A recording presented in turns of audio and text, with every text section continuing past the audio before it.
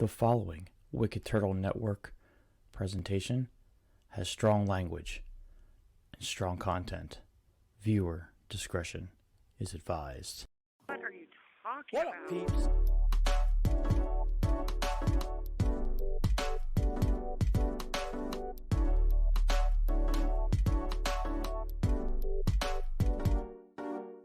What up, peeps? What up, peeps? It's your boy, the Penguin. And on the mic tonight, I have my buddy, the Duke. What's up, everybody? And also special guest, newly Wicked Turtle Club member, the Coach. Hey, what's up, everybody? We got him on here because he's our DC resident official. Of course.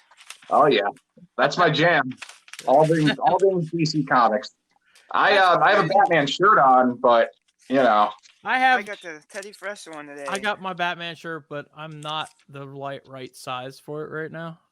No, I have outgrown it. I mean, if you want it to become a belly shirt, then we're good. You know what I'm saying? my closet is like 80% like Batman, like DC stuff. Like I've got Batman socks on too, which are hard to see, but I've got like the Batman socks on, like, you know. All I right. got some reading material close by hand, if that counts. Oh, there you go. Oh, there you go. That's awesome. My stuff's in the back there, but yeah, I'm totally a DC fan, so this is going to be a fun show. Let's get into our sponsor.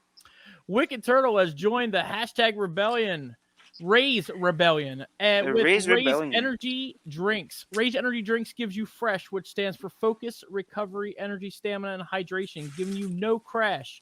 RAZE has 0 sugars and electrolytes and BCAA aminos. So #RAZE up. Go to your local GNC or Raise vitamin shop, pick up a can, and if you can't go to there and you like to buy and you're an energy drink fan, which we are. I'm an energy drink fan. I buy it in bulk. Go to repsports.com, order in bulk. Use the promo code WickedTurtle for 15% off your order, and that code is in the description of this video. So, boom, shakalaka. Yeah, boom, shakalaka. Yeah. What are you doing? What do you have? I got some hypersleep. You like that stuff? Oh yeah. I've been drinking the hydration stuff. I have the sour rainbow, which I can talk about because that's a thing. That was an insider flavor, and they made it sour rainbow, which is okay. Oh my god, that sounds. It goes off the sour rainbow Skittles, basically. It's all right. It's not the best one I like. I've had better. No offense, RAZE.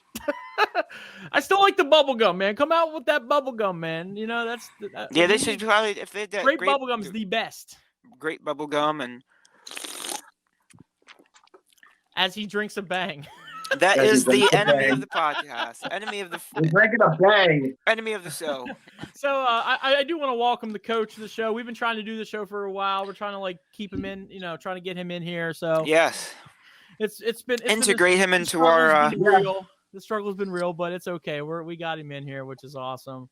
If you guys don't know him, again, at the end of the show, he'll give you all his stuff, what he does. He's definitely a great guy and definitely a new supporter of Wicked Turtle, which is awesome. So I officially welcome him onto the show and onto Wicked Turtle. So I'm super happy to be here.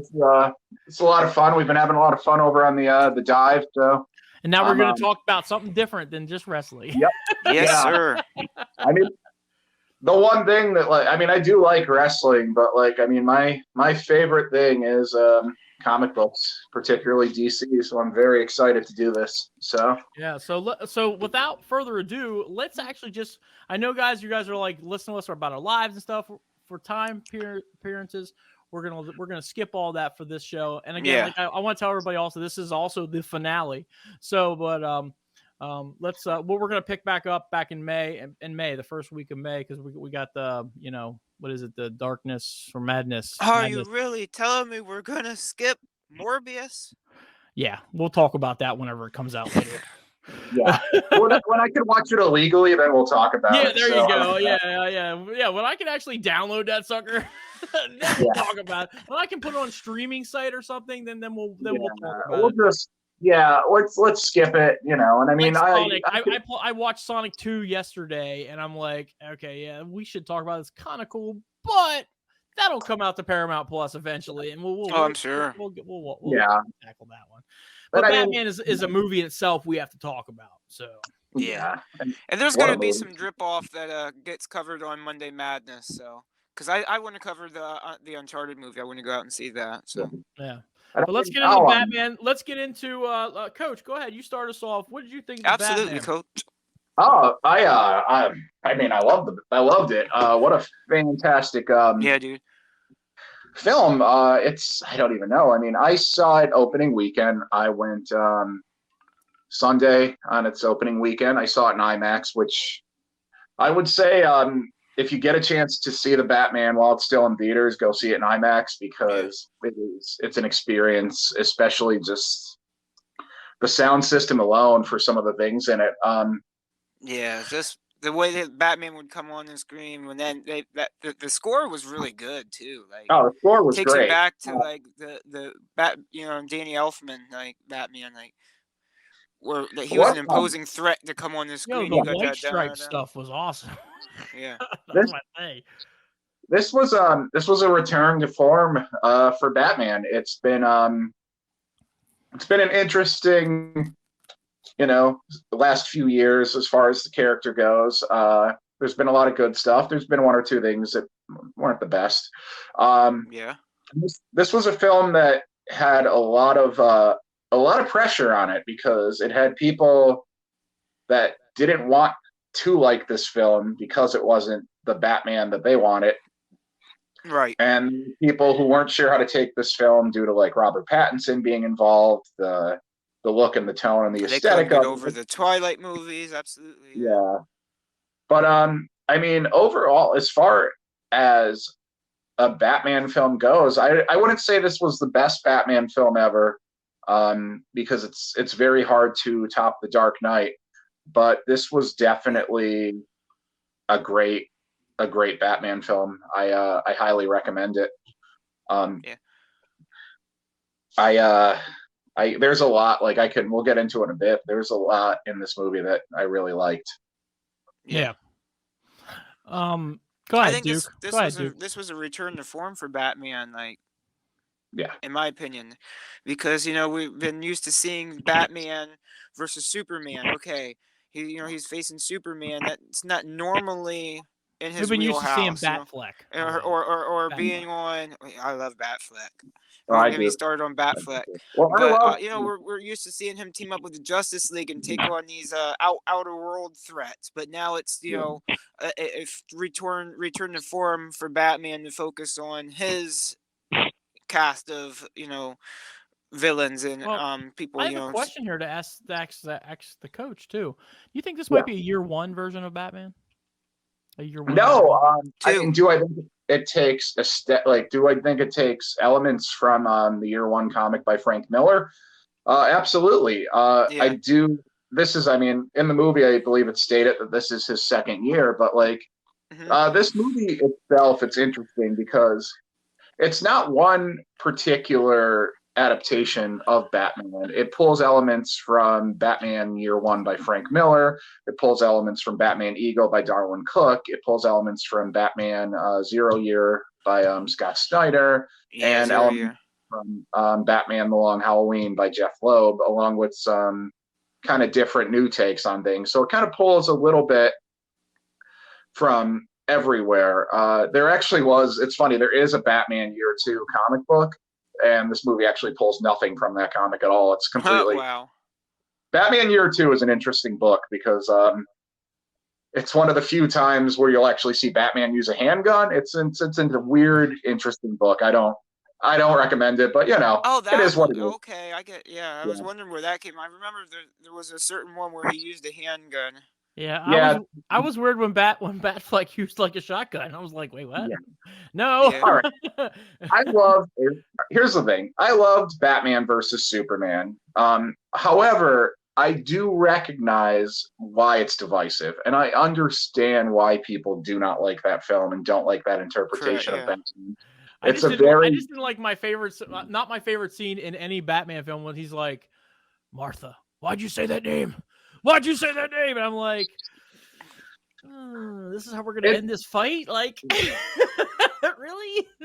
It's a very divisive take, and I personally love it. But again, I understand the valid criticisms towards that film, and I think the Batman has done a better job of presenting a version of Batman that's more in line with what a person may like as a a more traditional Batman fan it's would different probably than the Snyderverse. You know what I'm yeah saying? enjoy, because the Batman Continue the Snyderverse, yeah. Yeah. Implement the Scott Snyderverse. I mean, well, Scott Snyder's books are great, but Robert Pattinson's Batman is closer in line to what a traditional Batman would be. Like, because he's a detective. He's more detective. Yeah, he's a detective. He doesn't use guns. He goes out of his way to make sure he doesn't kill anybody. Well, that being said, is this more towards the Detective Comics lines then? Would you say? I would say this Batman would be more of a reflection of just Batman in general in the last, like, probably 20 to 30 years of comics. I think it's what a lot of fans have been wondering. They want more the detective of Batman. Yeah. And we haven't got that in the movies a lot lately, to be honest. This was a Batman that was closer to something like visually, Ben's Batman looks like Batman from the animated series. Behavior-wise, his Batman is kind of its own interpretation. To me, Robert Pattinson's is closer to that behavior of Batman from Batman the Animated Series, which is a detective, but also a Batman that is rescues people and wants people to see that he's here to help. Cartoon. Right, like my favorite thing to watch. I love Batman the Animated Series. One of my favorite cartoons to watch.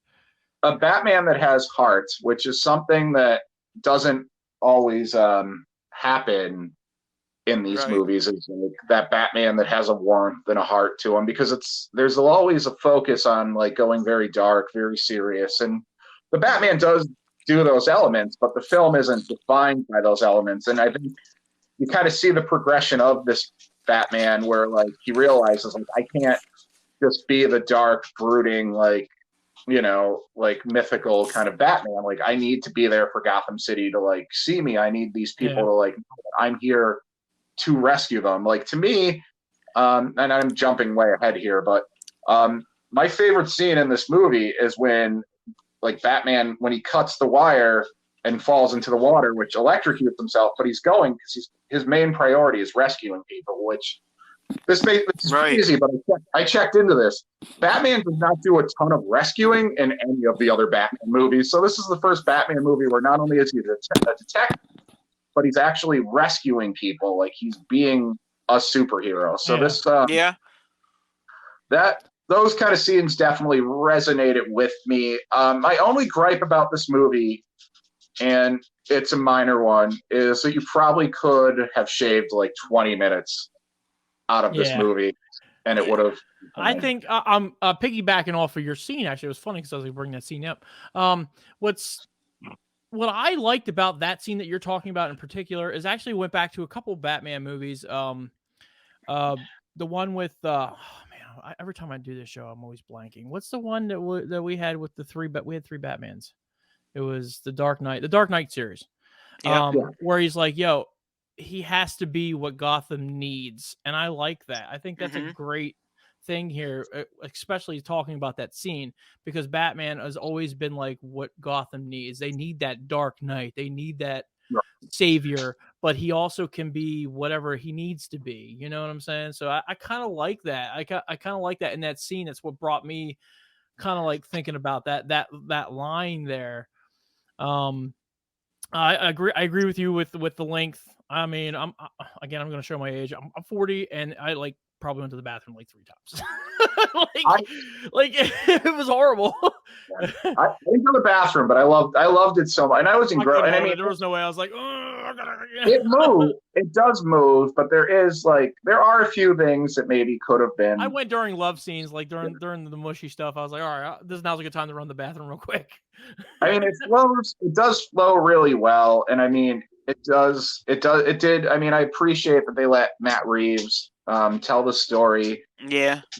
he wanted to tell and the way that he wanted to tell, because And it he kept easy. it dark. He kept it dark. Yeah. It was cool. They It could was have very cool. mandated like this be 2 hours and 15 minutes, and they let him have 3 hours. He has a lot of like interviews and stuff on YouTube and stuff. You go back and watch, like, you explain his vision of what Batman wanted. He wanted this film to be with Batman too. So, what was your favorite scene, Duke? By the way, I'm sorry. Yeah. Oh man, my favorite scene had to be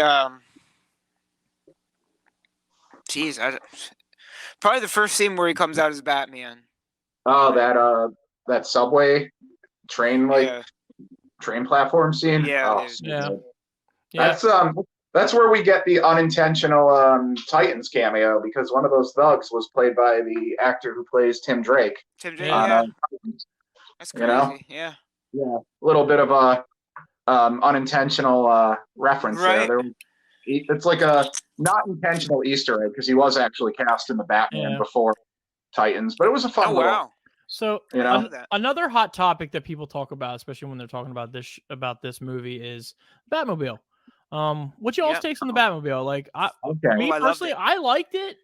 I'm still a Keaton guy. That's still my favorite Batman. Also, still my favorite car. The Tumbler comes in there too, but I'm one of those weird fans. I actually like the Tumbler.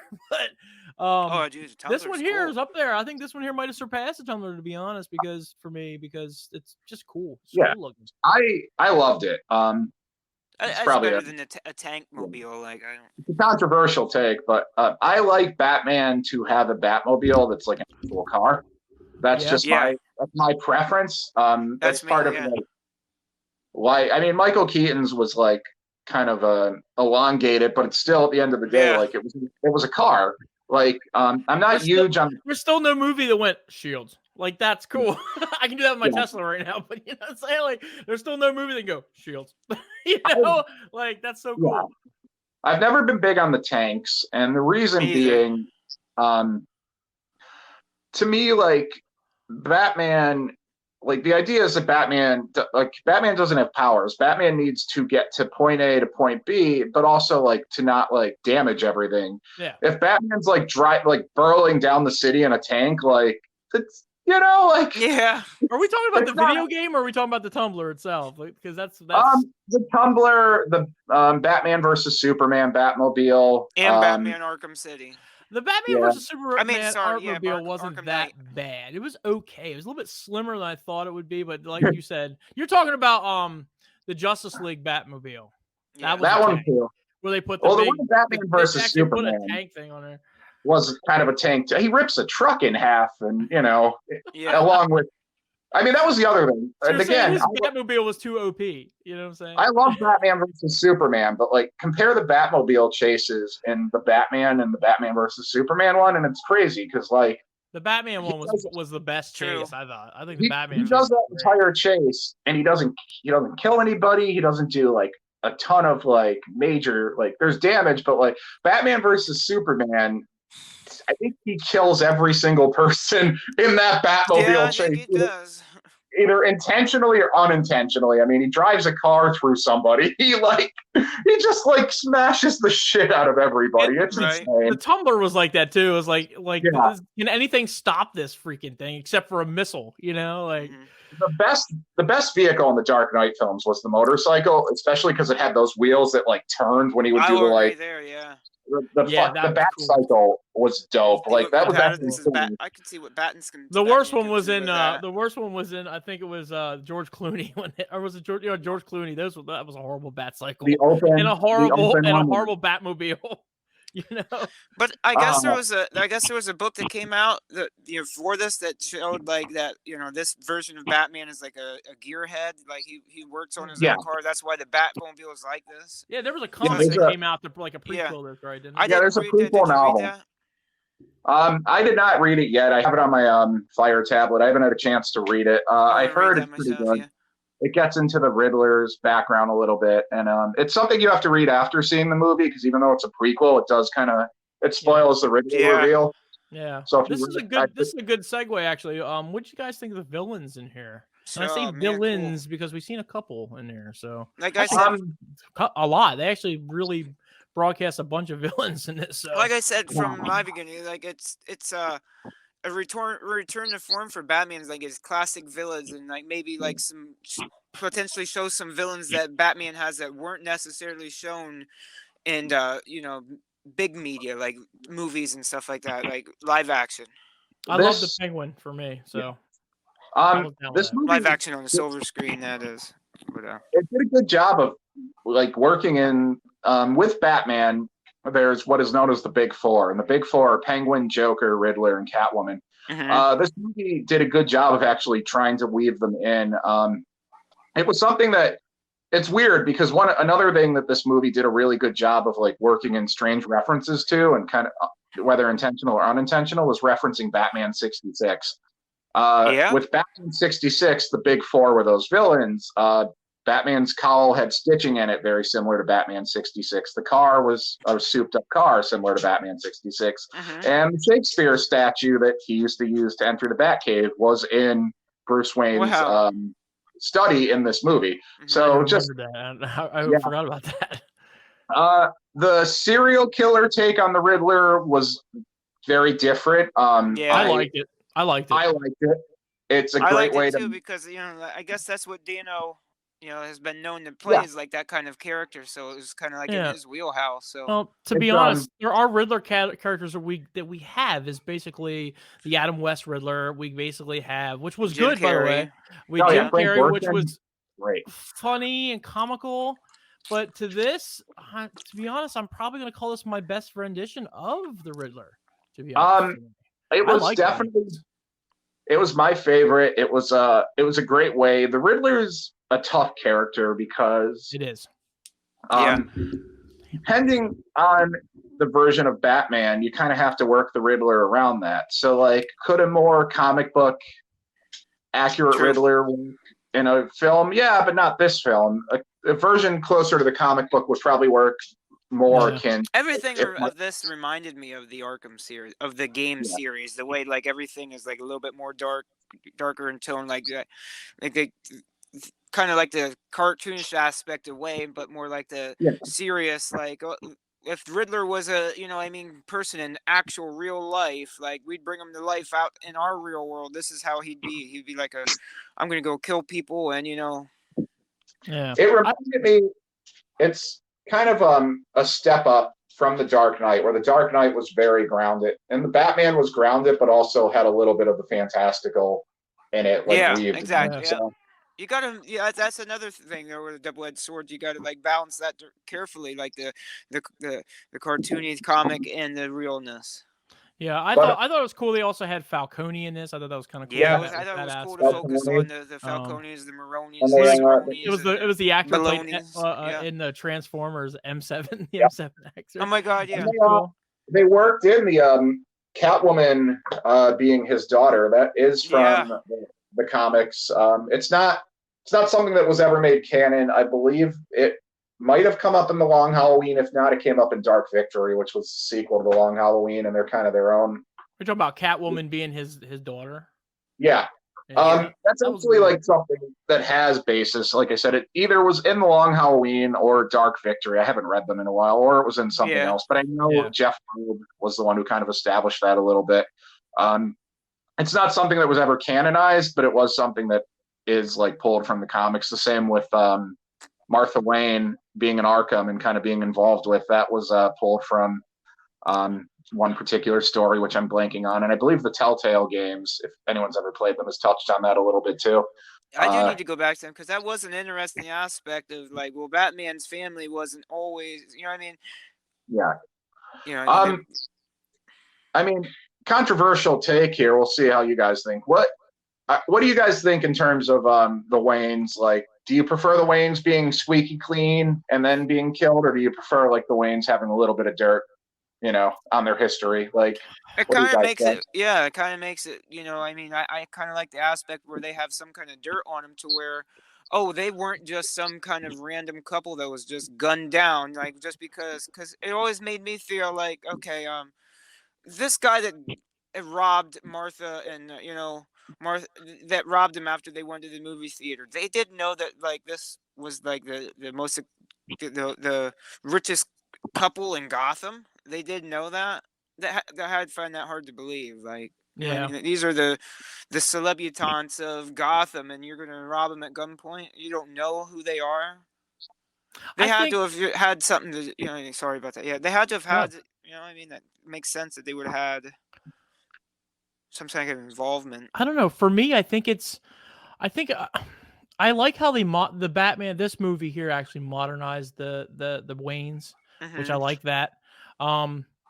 Give us another take besides what we have seen in the past renditions of Batman's, and on the big screen, because it made them look like they were squeaky clean, like every single one of them. Like there was no, like, you're a businessman, you never did a dirty deal or something like that.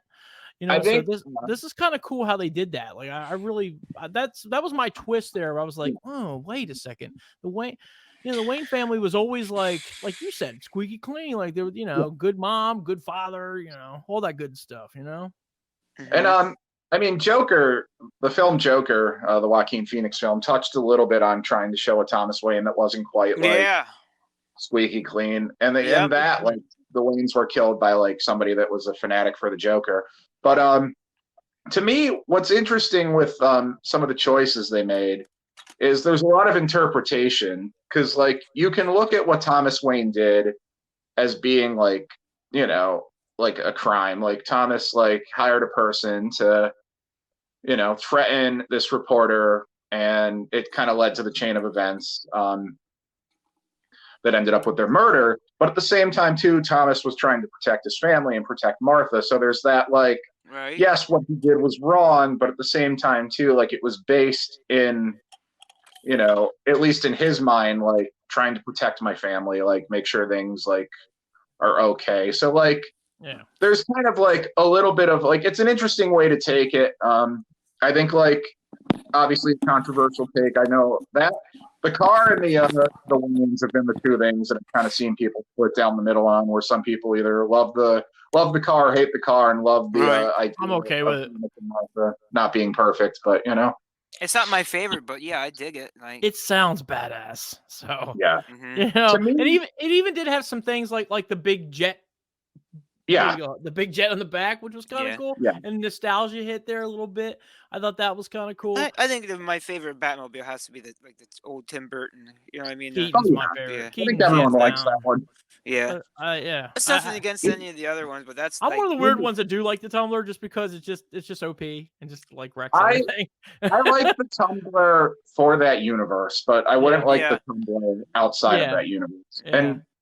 And like, this car, that's how I kind of look at it. Like, I gauge the cars, like, if you put them in another interpretation of Batman, would it still work? And to me, the Keaton Mobile would work in multiple interpretations. Fumbling papers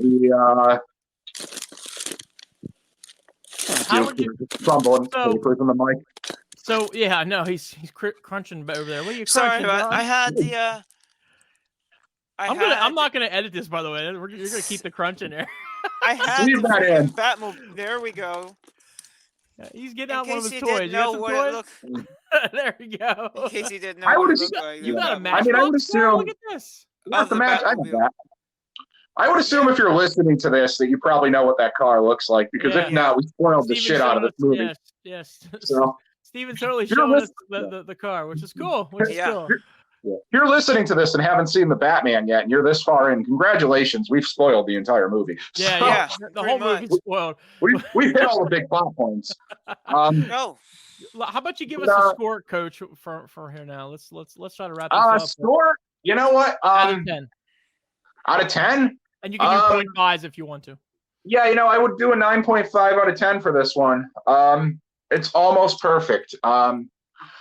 I mean, my personal opinion, it is perfect. This is easily, as far, not maybe my favorite Batman film, because that's always going to be Batman Returns, because I have such a sentimental attachment to that film. Aw, thanks. That's probably a podcast for another time. Like, that's I can always the Penguin. I love that. When we get into like, if I ever come on here and we talk about like the real me, I can get into Batman Returns. But for that will always be my favorite Batman movie. My favorite Batman on film, in terms of like a character that checks all the boxes, is this one. And the reason being, he's a detective. Yep. He's anti-gun. He doesn't kill anybody. He, and like I said, my favorite scene is the last like 5-10 minutes of that movie when he's rescuing people, like, you know, when he reaches out to save the kid. Like, everything about the end of this movie feels like Batman to me. And the fact that, like, again, there's a scene with Commissioner Gordon where Batman's like, no guns. And to me, that alone, like, sold it on me. This is a Batman. He doesn't kill. He doesn't use guns. He solves mysteries. He, you know, he works with the Gotham police. He wants the people of Gotham to know that he's there to protect them. This is very much my Batman on film. So, like, while it might not be my favorite Batman movie, it's my favorite interpretation of Batman, and I highly recommend it. And I, you know, like I said, after, you know, you watch the movie, and then I hope people kind of go out and check out like some of the books I mentioned earlier to kind of get a more for sure feel of Batman. Go ahead, Duke. What's your score, brother? Well, I'm gonna have to say this was one of my favorite Batman movies. It was a good Batman movie. My piece of this review, I'm going to give a little bit of a conspiracy theory type thing. In the scene where Batman injects the now this is the spoiler section. This is the review section. So I mean, if you made it this far, you know, we've already spoiled the whole damn thing. We already said the ending of the movie, so you can just. It don't matter. This movie's been out for over a month and almost ready to go on HBO streaming. So next weekend, when he injects the green serum in there, a lot of people speculate that has a lot to do with Bane. You know what I mean? It might bring Bane into, or talk about Bane. Yeah, we didn't even talk about that. Like, Oh, right. And, the teasers, I think that it will have a lot to do with Bane, but I also think it'll have a lot to do with another spoiler in this series, where the after credit scene where the Joker is in there. I think it's going to have a lot to do with that. Maybe he found it at this facility where the Joker was, and that, you know what I mean, this. When they didn't even talk about this serum, like, what is it? You know what I mean? For anyone listening, the Joker scene is not after the credits. It's during the movie. Don't sit through the like 800 hours of credits with this movie. There's nothing. Just saying. Okay. Yeah, there is no after credits. You'll pee your pants. You really will. Yeah. So nobody nobody sends us threats on Twitter that they're like, I sat through like the 20 minutes of credits. Oh shit, yeah, because I did sit through. I didn't sit through there. I was like, I'm out of here. There's an additional Joker scene on YouTube right now for anybody that wants to kind of check. Matt Reeves released that. Matt Reeves actually released that. There's a Joker scene. Yeah. And that's canon to the movie. So for my thing for that, actually, my little take on that, they better Joker the shit out of him more for me to get behind that Joker. So they better Joker the shit out of him. Like if they do another movie and they're pitting the Joker versus each other, which, by the way, I saw a couple things. Again, got a lot of new rock stars. They showed a piece in there where Batman handed Joker this dossier, and on it there was a paperclip, but when he handed back, the paperclip was missing. Yep. So. Two paperclips were missing, you know.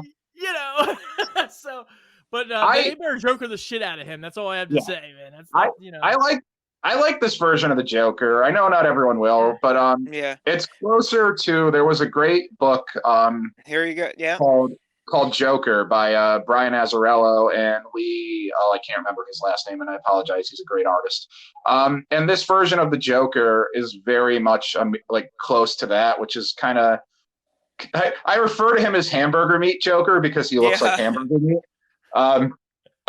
Very much along the lines of that. And I mean, just to really quick, like this movie had, like we said, we had the Joker, the Penguin, Riddler.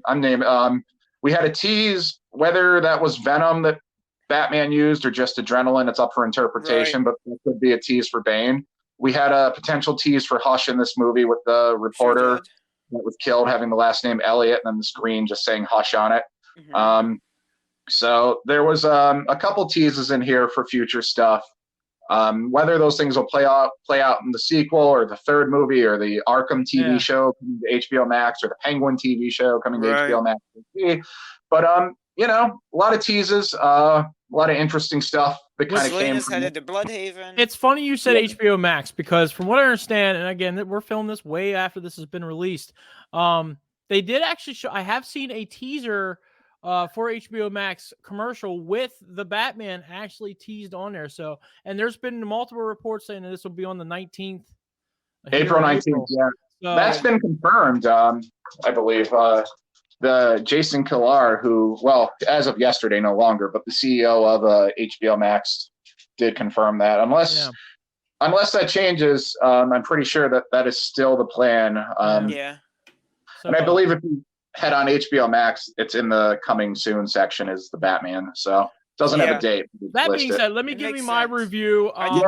Please. Let me tell you something. When I first came on here, actually, I was gonna probably be the getting the heat here. I was okay with this movie. I liked it a lot. My biggest thing was it's so long.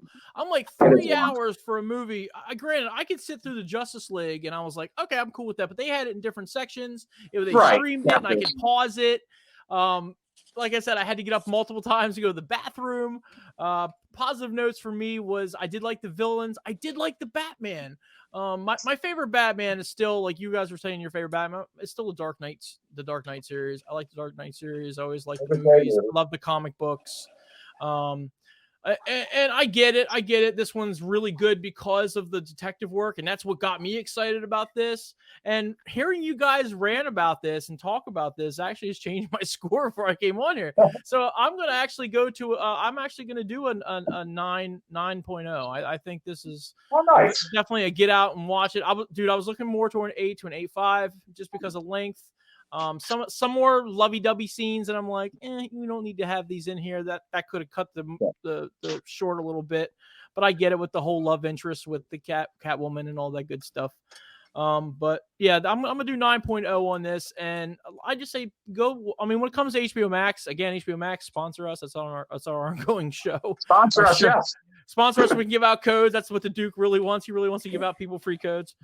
DC Universe Infinite, sponsor us. Yeah, yeah, sponsor us so we can definitely throw those codes out. But yeah, this is a 9.0 all around. Great movie. I'm just happy to have the Batman back. It's awesome. Same. It's great to see him in the big screen and not just like with Superman hogging it or the Justice League or anything, which was cool, by the way. Don't be wrong. I love those movies. Yeah, but it's, we kind of want our own rendition of Batman, so.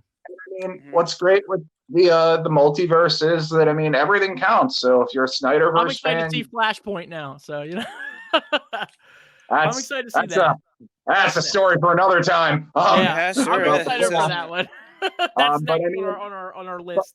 But I mean, there's so many versions of Batman, and there's so much Batman content now that, like, I really believe that there's something for everybody to be happy, and I think it's great. I don't think there's ever been a time where there's been as much Batman-related content than there is at the current moment. Yeah. There is, off the top of my head, really quick, like the Batman, Zack Snyder's Justice League just came out not that long ago. That's still pretty fresh. Which is a masterpiece. Of course.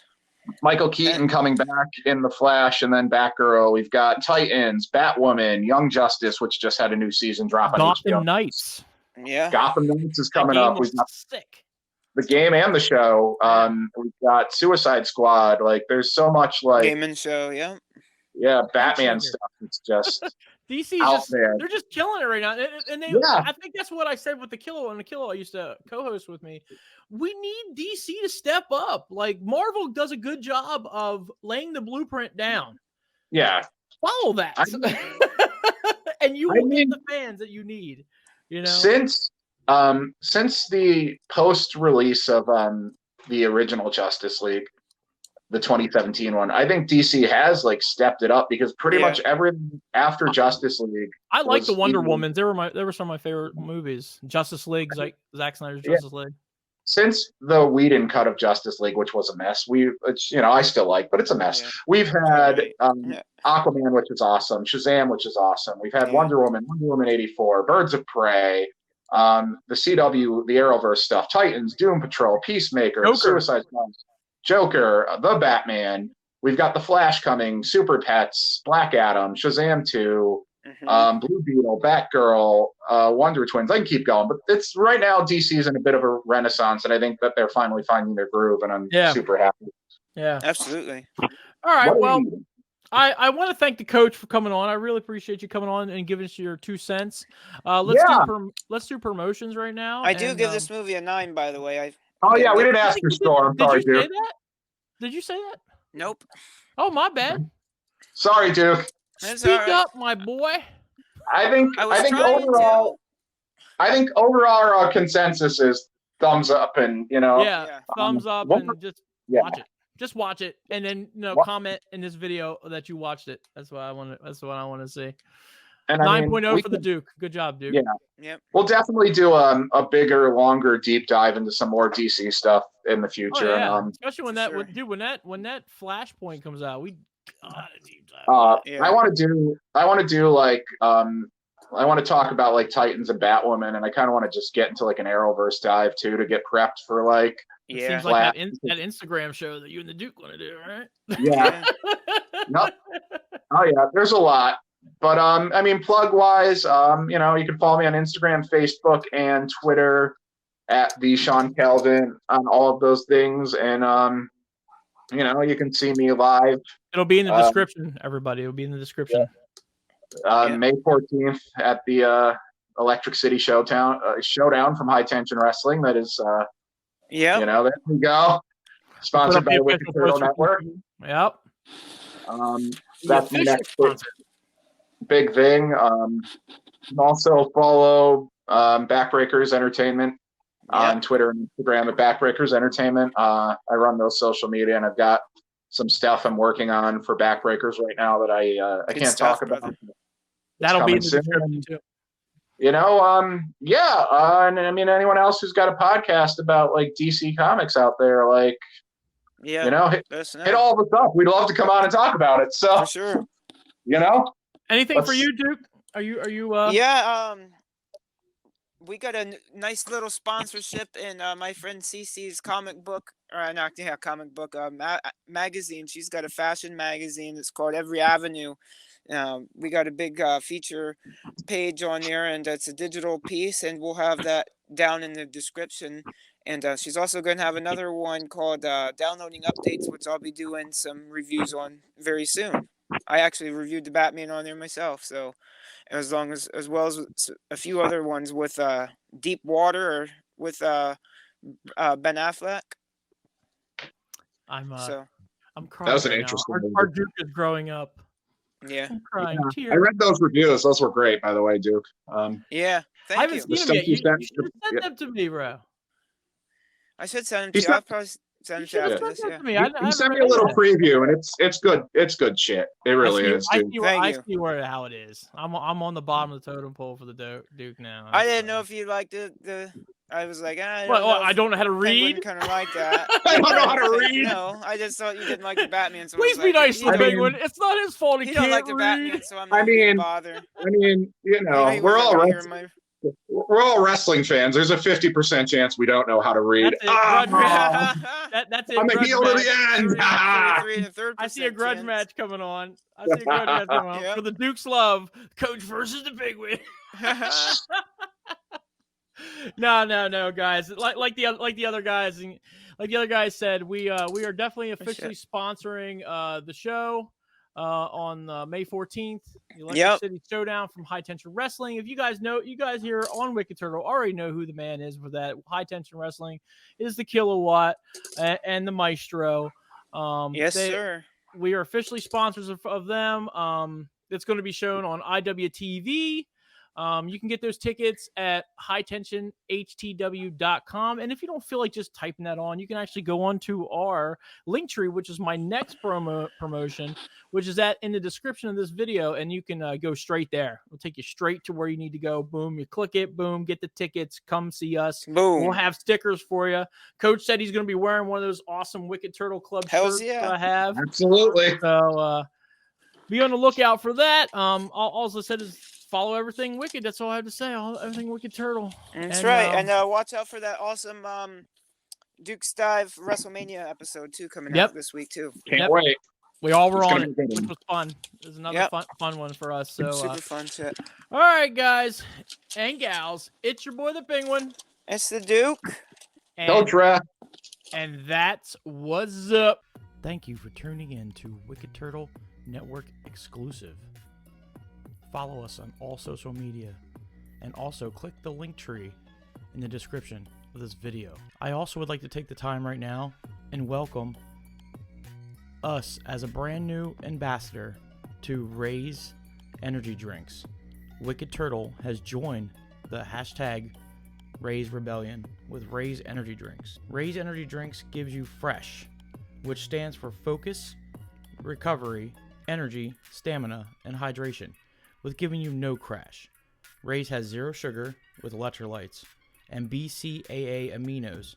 So hashtag RAZE up and go to your local GNC or vitamin shop and pick up a can, or go to repsports.com and order your RAZE energy drinks and other athletic supplements in bulk, and type in order code Wicked Turtle for 15% off your order, and that code will be in the description of this video.